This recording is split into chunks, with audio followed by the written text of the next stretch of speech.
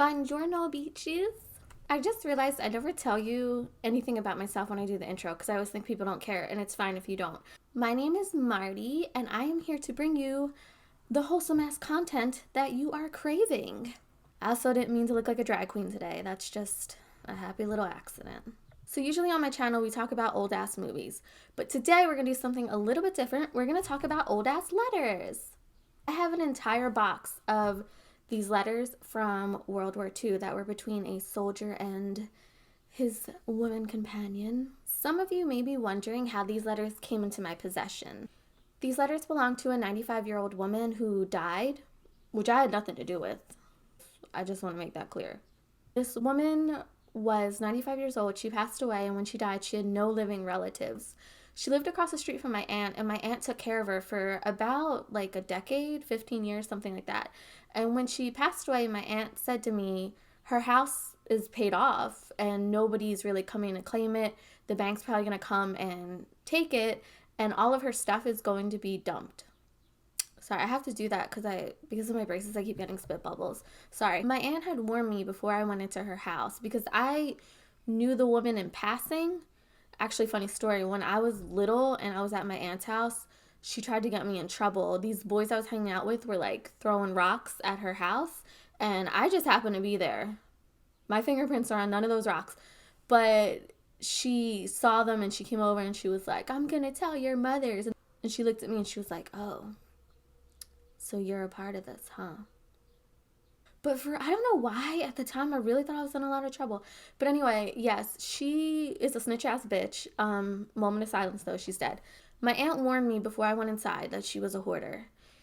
And baby, when you say the word hoarder, I'm picturing the show Hoarders, and I'm automatically thinking, like, there's a dead cat somewhere. To her credit, though, she was not a gross hoarder. She was a very organized hoarder. Everything she owned was in boxes piled up in stacks. There was a walkway, her dishes were done, her bed was made. Like, her house wasn't gross. I did feel super weird taking something from a dead woman. The human side got the best of me, and I was really curious about what exactly her house looked like. So I looked around. I didn't really see anything I was particularly interested in, and then I came across this brown leather box. I opened it up, and lo and behold were all of these letters that were postmarked in the 1940s. If you think these letters should be left private, I completely understand if you don't want to watch this video, because I do think some things should be left private, like the heart of the ocean is between that old lady and the poor guy she had sex with. But personally, I did find these letters interesting, just for posterity. If you do not feel the same way, this isn't a prison. You can X out of the video. So these letters are from a soldier named Steve to the woman who lived across the street, who oddly enough had the same name and birth date as my mother. Her name was Irene, and she was born August 5th. I put all of the letters that I have in chronological order. This is the first one I have. I don't know if it's the first one written. And it looks like Steve is stationed in Fredericksburg, Virginia. So he's in Virginia, Irene's in Philadelphia, and I think they're between the ages of like 20 and 22. And obviously I don't have Irene's letters, so all we're getting is something one-sided. I'm actually afraid to even take them out of the envelope because I'm afraid they're gonna like disintegrate in my hand and just blow away in the wind. This letter is postmarked July 21st, 1942. Did anything else happen July 21st, 1942? So the Japanese invasion of Bunagana began. Hello, honey. I just received the letter I sent you. It was returned to me. Okay, so there was another letter. It had an unclaimed stamp on it. Are you giving me the business on that last name? Oh, okay. So I just noticed the letter that he sent to her is marked Irene King. That was not her last name. Her last name was like a Ukrainian Russian last name. So I guess maybe she didn't want to give him her real last name. He could have been a serial killer. I almost was late, but it wasn't your fault, even though I had to run for a block in that heat. The trains were running slow all night. I remember that I didn't tell you that you looked pretty all dressed up Sunday. Aw. I walked a lot in the army, but that walk with you was the best, even though it was a short one. I enjoyed every minute of it. I'm sorry we didn't take one earlier, but I didn't like the shade of your lipstick. First of all, you're not gonna come at me. Okay, it is a little bit ugly. Should I change my lipstick color? But what did them not going on a walk have to do with her lipstick? I didn't mean what I said when I told you to forget about me. I guess if I did happen to go somewhere, which is not for about 6 months or more, I'd always remember you. I think I will be home for your birthday. That makes you a little happy already, doesn't it? What did you mean when you and I were walking down South Street yesterday and we saw Vicky? You said I hope Vicky doesn't get sore at you for walking with me. Them girls don't mean a thing to me. There's only one girl I care for, and I guess you know who she is. I hope you enjoy yourself at Riverview Beach. Now, no flirting. Here's the picture I said I sent. Write soon, honey. I'll be waiting for your letter. You don't have to take days. Yours always, Steve. I'm guessing they're in some kind of a romantic relationship. Only people who use the word honey to me are like people you date or like waitresses in an old-timey diner. So we'll read one more letter that we'll carefully take out. This one is dated July 26th, 1942. He's still in Virginia. Looks like she gave him her real last name, so she must trust him now. Why would you give him your address and not your real last name? Let's see what was going on July 26th, 1942.